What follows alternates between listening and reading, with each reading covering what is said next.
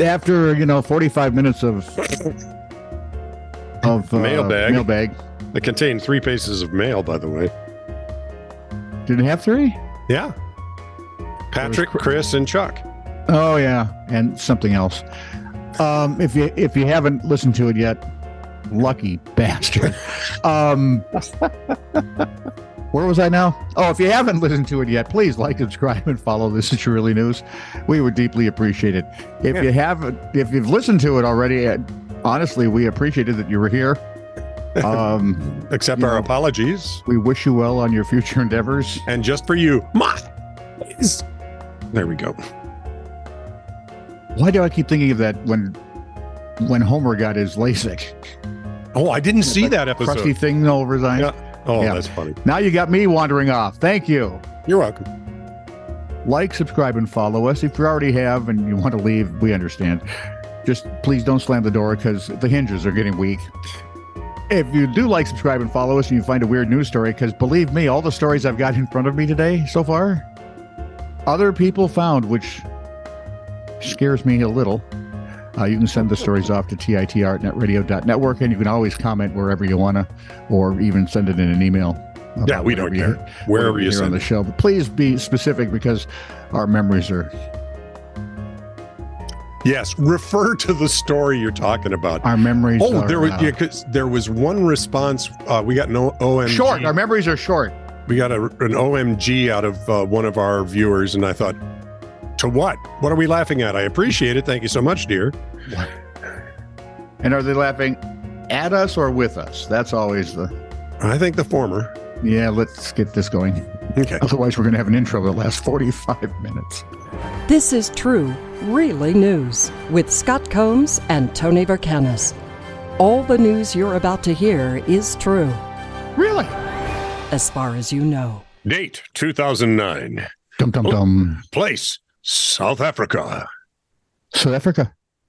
Issue, slow internet speed. Was that good? It was wonderful. Thank you. I did it just for you. I appreciate that more than I know. An employee of Unlimited IT in Durban was complaining about the slow speed of service from the country's biggest web firm, Telkom, saying data would transfer faster by carrier pigeon. Highlight just how slow the broadband internet was. How slow was it? The company decided to test the claim. 11-month-old Winston, the carrier pigeon, carried a 4-gigabyte memory stick, flew 60 miles from Howick to Durban, which took him 1 hour and 8 minutes to navigate. All right. Took another. You have to stop for a drink, see some friends every now and again. Well, they're very social birds. So as the pigeon flies, it's not the same as the crow flies, apparently. No, because they'll stop by for a beer and maybe to poop on a statue or something. It took another hour to upload the memory stick, so we're talking 2 hours, 8 minutes total time. Meantime, data over the Telkom network was a bit slower. Slower? In fact, only 4% of the data was transferred by the time all was said and done via the aforementioned carrier pigeon, Winston. Telkom, in an effort to sound like Microsoft, said it was not responsible for Unlimited IT's slow broadband speeds. A Telkom spokesperson, everything's okay on our side. A Telkom spokesperson said they'd made several recommendations to Unlimited IT to improve its service, but none of the suggestions had been accepted. Like, stop using it so much. Maybe only let one person use it at a time. In the city. Durban. Come on. 4%? They got beat by a pigeon and only got 4% of it through? And the pigeon was flying drunk. In pigeon time? Yes. I know, Lou. It's just... it's just bad. Hey, I thought another way to pronounce Lou's name. Yeah? Loose eel.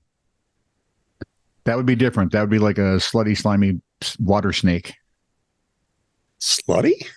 Loose? Oh. A pastor. Oh, wow. I'm just going to from the slutty to the sublime. Nice job. I have to check one. Actually, slutty to divine, I would guess that would be. You're going to check in with Martin Luther? Actually, it's not going to be that much better. A pastor. I just have to check one thing quick because I don't know them by heart anymore. Oh, okay. Let me. Yeah. What book are you looking at? Small Catechism. It's for the little people. Yeah. Like you. Yep. And all the German leprechauns we see. Yes. No, it's just we're going to reference the commandment and I have to make sure. Because there are two different numbering systems used. Yes. Yeah. The right one and then the one we have in the story. A pastor who founded a halfway house is accused of, ready for this? I'm sitting down. Abusing his authority and organizing a crime ring that stole about $1.4 million from Home Depot. 1.4.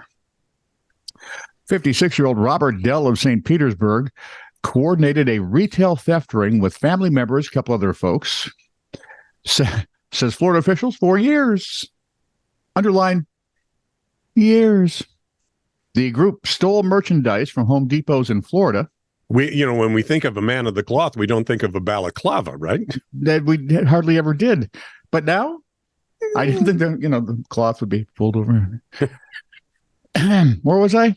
Oh, they stole merchandise from Home Depots in Florida and then resold it on eBay. On an account called the Anointed Liquidator. As you may have guessed, that account has since been shut down. Dell, by the way, is pastor at the Rock Church in St. Petersburg and runs a halfway house for recovering folks of substance abuse addiction. Hang on. Dell demanded, according to the official release, the crimes be committed under threats of abuse and used the positions of being a pastor and founder of a halfway house to manipulate other vulnerable people to participate in the aforementioned scheme. What a jerk. Yeah, but a clever jerk. Well, yeah, he's clever, but holy Pete. That doesn't outdo the jerkiness. No. The two people not related to Dell stole most of the stuff, say the investigators. They're accused of stealing from 5 to 6 stores a day and then delivering the merchandise to the pastor to be resold online. Yeah. Dell faces felony charges of conspiracy to commit racketeering, dealing in stolen property, organized, and, the ever-popular racketeering. That's nice. He was also charged with drug possession, according to records from the Pineda County Sheriff's Office. His bond is at $750,000. Well, they probably have stuff on eBay that can pay for that. Yeah. Now, how old was the pastor? 56, right? 56, yeah. Yeah. His 39-year-old wife and 72-year-old mom are also charged as co-conspirators. They're on a $250,000 bond each. A spokesman from Moody's office said during the 6-month investigation, officials documented at least $1.4 million in losses. Home Depot thinks the number is probably closer to 5. Not 1.5. 5 million. And suspects Dell's schemes had been going on for 10 years or better. Which means while the pastor was a pretty good crook, he was a lousy pastor and kept skipping over either the 7th or 8th commandment. Depending on how you want to look at it. Yep. Do I make him Google it or tell him it's thou shalt not steal? I'll make him Google it. Okay, make him Google it. I like that. What about saying you're a Christian when you're not? What about that whole problem there? Yeah, that gets taken care of later. Yeah. Oh, okay. Yeah, there'll be a meeting. From Patrick Reed. Our man in Liverpool. Yeah, that one. The luckiest punter ever wins a 4.9 million pounds after pulling off one of the greatest feats in horse racing history. As you know, a punter is British slang for a speculator or trader who hopes to make quick profits in the financial markets, used mainly in the UK. Punters Isn't it also for any kind of business type person? Well, business, the recipient, if you're doing business, your customers are sometimes referred to as punters. Yeah, well, typically know that they are taking wildly improbable or risky bets in the market that could have extremely so that would payoffs. be like what they meant by the hooker thing. Okay. Yeah, the whole deal. Yeah. The punter, my son was a hooker. The punter You got to know rugby positions. The Don't punter. I don't want to ever. The punter. See, now I really want to ask which one, but I'm not going to. It's the guy in the middle.